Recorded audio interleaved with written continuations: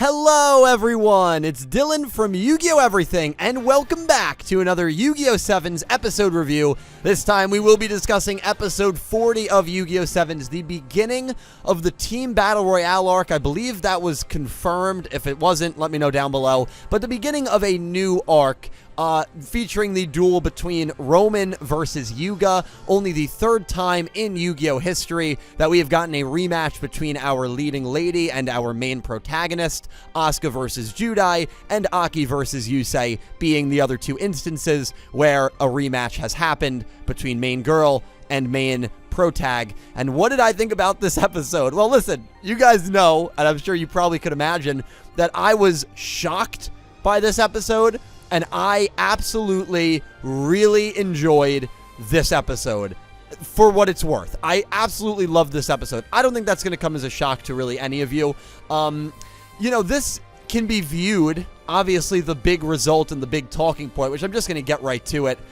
This could be viewed as the only legitimate win a girl has gotten over the main protagonist. And I know we just said that about Asana, who beat Yuga literally 8 episodes ago, but even Asana herself said she did not feel that that duel was right, because she had a maximum and she blindsided Yuga with a maximum, very similarly to how Nail blindsided Yuga with a maximum. There was nothing funky, there was nothing fluky that happened in this duel, and Romin straight up defeated Yuga, straight up defeated the protagonist. Only other time it's happened outside of the Asana one was, again, Rebecca defeating Yugi. Yugi surrendered. Yuzu defeating Yuya. Yuya forgot how to pendulum. So this feels more legitimate. And for that result alone, my lord, that is insane. Considering the result, considering the focus of this episode, this might be, dare I say, one of the greatest episodes for a girl character in all of Yu-Gi-Oh!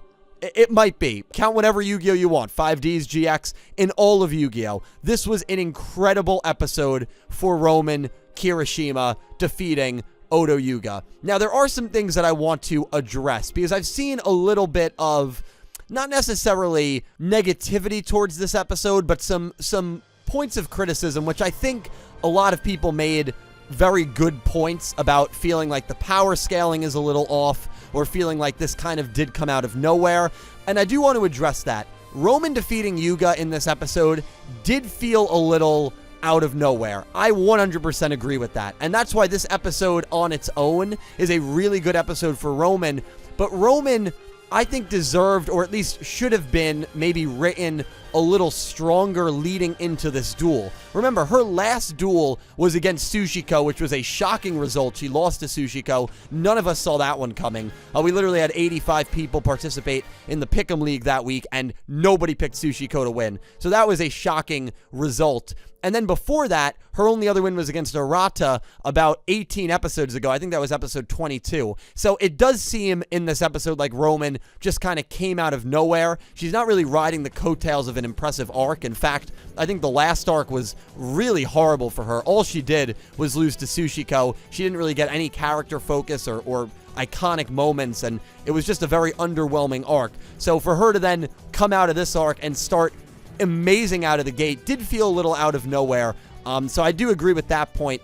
As for the power scaling, here's the thing with this. I think that her defeating Yuga so elegantly describes what is amazing about Yu-Gi-Oh! 7's and what is amazing about Yu-Gi-Oh! Rush Duels in the Yu-Gi-Oh! 7's universe. The whole theme of Yu-Gi-Oh! Rush Duels is that anything can happen. You never know what's going to happen until it happens. A very fitting theme, especially when it comes to Yu-Gi-Oh! And we have seen that play out now in Romin's past 2 duels. Romin versus Tsuchiko. Romin will win. She's using Fold Blitz. She'll be fine. She loses. And we're all looking around like, did she just lose to Tsuchiko?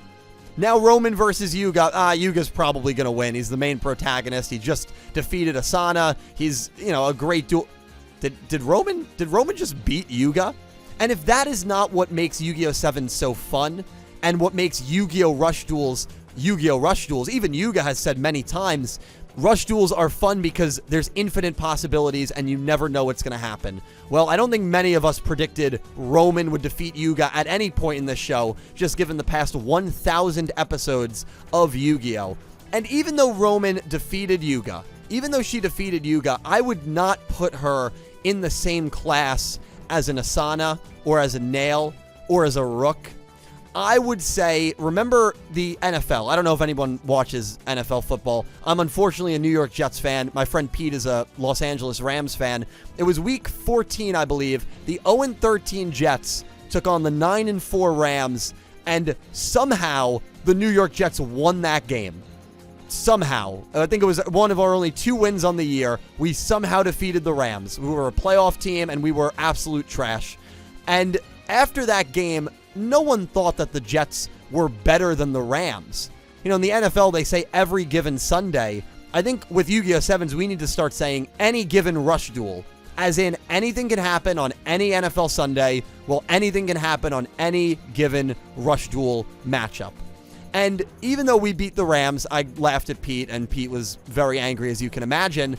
No one viewed the Jets even in the same class as the LA Rams. So even though Romin defeated Yuga, I think it would be an overstatement to say she is now a better duelist than Yuga, or even maybe in the same class as a Yuga, Rook, Nail, Asana. Amazing win for her, but she needs a little more before I would say, yeah, let's put her in that upper echelon class. That being said, though, I'm not going to take away what was a phenomenal moment for Romin. The backstory was great. We got some Princess G moments, which was really cool. Rook had a very, very, very intelligent moment in this episode where he realized that the substitute teacher was Princess G, and Rook says nothing but nonsense the entire show, so no one even pays him any mind when he says that. They all just kind of like scoff at him, but he was absolutely right. I'm not sure how he knew that this teacher was Princess G, because honestly, I had no idea until he said it, and then I was like, I wonder if that's actually true. I got Carly Carmine vibes from this character, right? The circular glasses, being a klutz. I'm sure I'm not the only one that got those vibes, but I thought she had a very interesting role to play in this episode, wondering who got her prima guitarna 5, 6, 7 years ago, however long ago it was, and she's very happy that it ended up in the hands of someone like Romin, and she didn't really know how to help Romin, and the way she eventually does help Romin is not through words, because Romin reached a point where you are not going to reach her with words anymore. She reached a point in this episode where words are really going to have no effect on her. When she had her heart set on quitting rush duels, knowing that she was incorrectly lashing out at Yuga, but just very upset and angry with what was happening, very understandably so. Yuga was very valid when he said, people don't give up on the things that they love, and he's absolutely right. And Romin didn't want to hear any of it, but at the end of the duel, she kind of repeated Yuga's words in her head and completely agreed with them. Sometimes we get into mental states, whether it's fueled by anger or sadness, where we don't listen to logic anymore. And that really was Romin for the first half of this episode. She was so upset that her idol, who was able to pull her out of this dark place where she was a shut-in, where she didn't really have any friends, where she was very, kind of just upset with herself, this one person that was able to inspire her to become the person that she is today is now giving up on music because of Yuga's inventions with rush duels. Now, Yuga's not to blame for that. Goha Industry is to blame for that.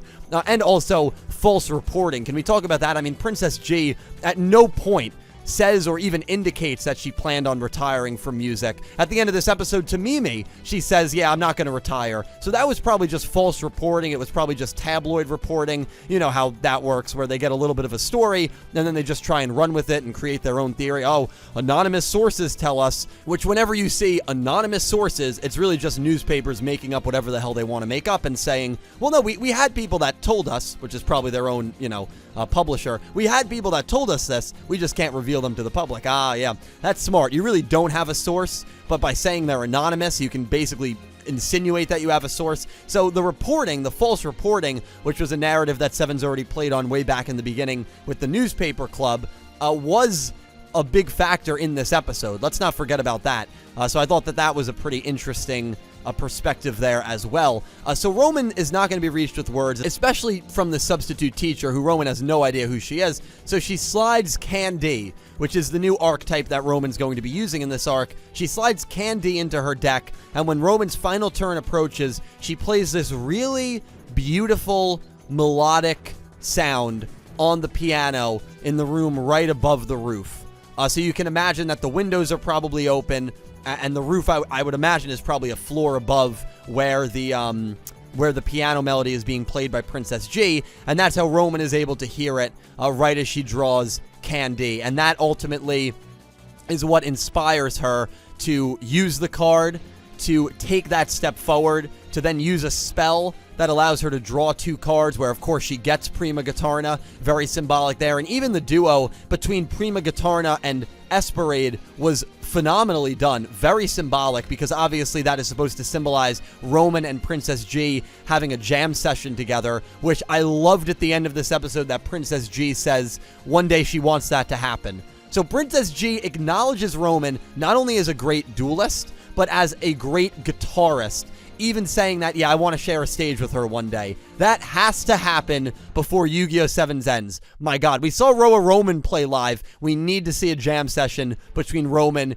and Princess G. I think that'll be really, really cool. And so Romin takes her turn. Gitarna ends up winning. Yuga used a lot of cool callback monsters. He used the blue skinny dragon that he used against Tiger, and he used Lightning Bolt Condor, who we've only seen once up until this point. And then he used a new level 7 monster. I believe it was like a tiger-looking monster. So his field was pretty loaded. He did brick a little bit. I don't think he had any spell or trap cards, which obviously can happen in rush duels. So that didn't really play to his benefit. It was just one turn, Yuga getting over Romin, then Romin getting over Yuga, then, you know, vice versa. They kind of just traded blows there. But Romin ends up winning with 200 life points left. She rushes down to the music room with the piano to try and maybe she realizes that Princess G was actually there, but of course no one's there. She says she's not going to quit rush duels anymore. People don't quit on the things that they love, basically saying what Yuga said at the beginning of the episode. And all in all, it was just a really, I thought, great episode for Romin Kirishima. She also gives up on her Berserk mode. So that was kind of interesting,